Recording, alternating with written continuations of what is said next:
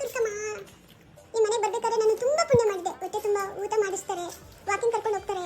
ಇವರೇ ನಾನು ಎಲ್ಲೆಲ್ಲ ಹೋಗ್ತೀನಿ ನಾನು ಹಿಂದೆನೇ ಇರ್ತಾರೆ. ನಾನು ಎಷ್ಟು ಲಕ್ಕಿ ಅಲ್ಲ.